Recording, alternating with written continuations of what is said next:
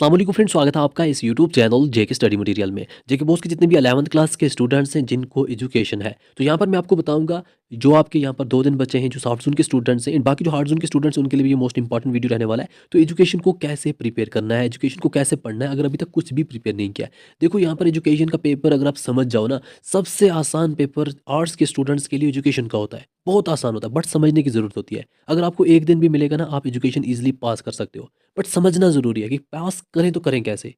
तो यहाँ पर मैं आपको डिटेल में समझाऊंगा, आपने इस वीडियो को एंड तक देखना है। यहाँ पर मैं आपको सिलेबस भी बताऊंगा, पढ़ना कैसे है वो चीज़ें भी, एंड आपका पेपर पैटर्न किस हिसाब से रहने वाला है वो भी। अगर हम देखें एजुकेशन का पेपर आपको 100 मार्क्स का आता है, एंड यहाँ पर आपके पास मार्क्स होते हैं 36। तो 36 आपके पास मार्क्स है। जिन स्टूडेंट्स ने अच्छे से प्रिपेयर किया है कोई मसला नहीं है, रिवाइज करो एंड पेपर पैटर्न समझो, उसको थोड़ा बहुत प्रैक्टिस करो। एंड जिन्होंने अच्छे तरीके से प्रिपेयर नहीं किया है वो यहाँ पर सिर्फ और सिर्फ 50 to 60 मार्क्स पर फोकस करें। अगर वो 60 मार्क्स पर फोकस करेंगे उनके लिए इनफ है। 60 मार्क्स कौन कौन से इनफ करने, जैसा कि आपका कोई भी यूनिट, टोटल आपको 10 यूनिट है, हर यूनिट आपको 10 मार्क्स का है, टोटल बनते हैं आपके 100 मार्क्स।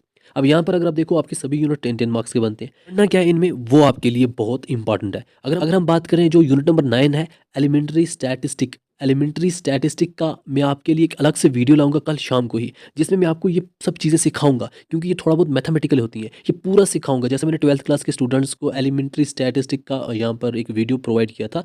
तो यहाँ पर मैं आपको सब कुछ सिखाऊंगा, जिससे आपको ये वाले 10 मार्क्स जो है ना वो बिल्कुल 100% आ जाएंगे, कोई मुश्किल नहीं लगेंगे। ये 10 मार्क्स तो आपको भर ही जाएंगे। बाकी यहाँ पर आपको क्या करना है, आप देखो कौन कौन से यूनिट आपको आसान लगते हैं उनको पढ़ो, जैसा कि आपका organisation and structure of education in India है, प्री प्राइमरी एजुकेशन का नोट, प्राइमरी एजुकेशन का नोट, सेकेंडरी एजुकेशन का नोट, हायर एजुकेशन का नोट। इनको थोड़ा बहुत समझ के रखो। आपके यहाँ पर 4 टॉपिक्स बनते हैं, 10 मार्क्स बन गए। एंड यहाँ पर अंडरस्टैंडिंग एम्स ऑफ एजुकेशन, यहाँ पर आप देखो ये क्या पूछा जा रहा है। एंड जो जो आपको आसान लगे वो 5 यूनिट चूज़ करो। 6 यूनिट तो मैं करवा दूंगा आपको, 5 यूनिट चूज़ करो और उनका जो है ना कोशिश करो उनका बेसिक क्लियर करने की। यहाँ पर आप देखो इनका आपको क्या पढ़ना है। प्री प्राइमरी एजुकेशन होता क्या है, 2 लाइन की मीनिंग पता होनी चाहिए, एंड थोड़ा सा आपको कम से कम 5 लाइन का स्ट्रक्चर पता होना चाहिए, और आपको यही 3-4 लाइन का एम्स पता होना चाहिए। आपका नोट बन गया। ऐसे ही प्राइमरी एजुकेशन का भी स्ट्रक्चर, मीनिंग और एम। ऐसे सेकेंडरी एजुकेशन का भी स्ट्रक्चर, मीनिंग और एम। अब जैसा कि आपके पेपर में पहला क्वेश्चन जो है वो आपको एमसीक्यूज ऑब्जेक्टिव टाइप क्वेश्चन आते हैं, जो आपको 20 होते हैं। समझो 20 आपको 1 मार्क्स के क्वेश्चन आ जाएंगे। अब ये 21 मार्क्स के क्वेश्चन प्लस आपका जो यहाँ पर यूनिट है एलिमेंट्री स्टैटिस्टिक, वो 10 मार्क्स में मैं आपको सिखा दूंगा। 30 मार्क्स आपको मैं एक ही वीडियो में सिखा दूंगा, जिसमें मैं एलिमेंट्री स्टैटिस्टिक का वीडियो लाऊंगा, उसमें आपको एमसीक्यू भी प्रोवाइड कर दूंगा। 30 मार्क्स आपके वहाँ ही हो जाएंगे, प्लस 10 मार्क्स और आसान है, वो भी मैं आपको दिखाने वाला हूँ। देखो जैसा मैंने आपको बोला, क्वेश्चन 1 आपको क्या जाएगा, ऑब्जेक्टिव टाइप क्वेश्चन। टोटल आपको 20 एमसीक्यूज होंगे, जैसा कि यहाँ पर आप देख सकते हैं। ये एमसीक्यू है, इसका मीनिंग आपको पता होना चाहिए। ये है, इसका आपको पता होना चाहिए क्या आंसर आएगा।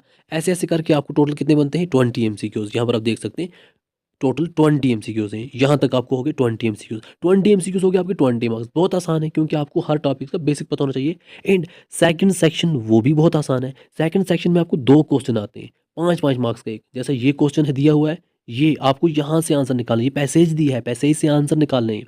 तो यहाँ से आप आंसर निकालोगे आपको मिलेंगे 5 मार्क्स। पैसेज से ही आंसर निकालने हैं, बहुत आसान है। एंड ऐसे ही अगर आप देखें क्वेश्चन नंबर ये वाला 3, यहाँ भी आपको पैसेज दी है, आंसर निकालने। यहाँ से मिलेंगे 5 मार्क्स। 5-5 10 मार्क्स आपके हो गए पैसेज से, 20 मार्क्स आपके हो गए एमसीक्यू से, टोटल हो गए 30 मार्क्स। कितना आसान है। अब पैसेज से आंसर निकालना कितना आसान है वो और भी देख लो। जैसा ये क्वेश्चन है, what do you think is the main cause of pollution in the air. Air pollution में सबसे मेन कॉज क्या है, the main cause of air pollution is smoke. कितना, यही आंसर आपको है।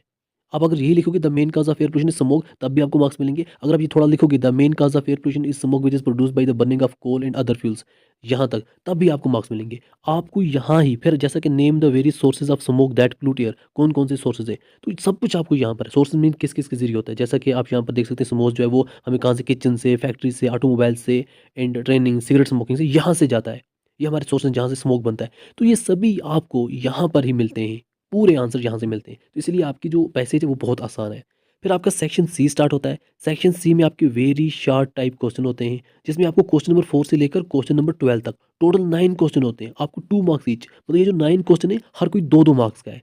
9 टू 18 मार्क्स यहाँ से, 10 आपको पैसे ही से, 20 आपको यहाँ पर आ जाते हैं 1 मार्क्स वाले। तो आप देखो 30 + 48 मार्क्स। 48 मार्क्स के लिए आपने थोड़ा थोड़ा पढ़ना है, लॉन्ग क्वेश्चन की जरूरत ही नहीं है।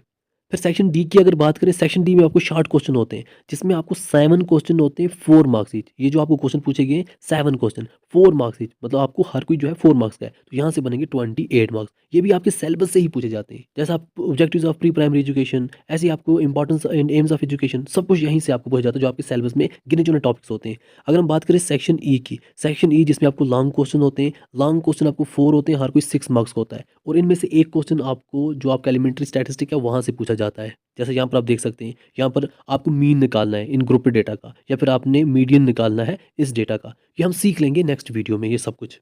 तो इस हिसाब से आपका पेपर भी डन होता है, और बाकी आपको इंपॉर्टेंट क्वेश्चंस की नीड नहीं है। आप गिने चुने 5 यूनिट चूज़ करो। जैसा आपने ये वाला यूनिट चूज़ किया, organisation and structure of education, यहाँ पर देखो इनका आपको क्या पढ़ना है। प्री प्राइमरी एजुकेशन होता क्या है, 2 लाइन की मीनिंग पता होनी चाहिए, एंड थोड़ा-सा आपको कम से कम 5 लाइन का स्ट्रक्चर पता होना चाहिए, और आपको यही 3-4 लाइन का एम्स पता होना चाहिए। आपका नोट बन गया। ऐसे ही प्राइमरी एजुकेशन का भी स्ट्रक्चर, मीनिंग और एम। ऐसे सेकेंडरी एजुकेशन का भी स्ट्रक्चर, मीनिंग और एम। यही आपके क्वेश्चन है, यही आपके इंपॉर्टेंट क्वेश्चन है, यही आपका गैस है। आप सिलेबस ही देखो एक बार, बस सिलेबस से ही आपको सब कुछ आता है। आप देखो छोटे-छोटे यहाँ पर यूनिट कौन से हैं, वही पढ़ो। वैल्यू ऑफ एजुकेशन आपके लिए छोटा सा अगर लग रहा है वो पढ़ो, बहुत आपके लिए आसान है, इसी हिसाब से पढ़ो। आई होप आपको इस वीडियो के बाद थोड़ा बहुत सेटिस्फैक्शन मिली होगी कि हमारा एजुकेशन इतना टफ नहीं है। इंशाल्लाह सब कुछ ठीक हो जाएगा, और नेक्स्ट वीडियो तक वेट ज़रूर करना।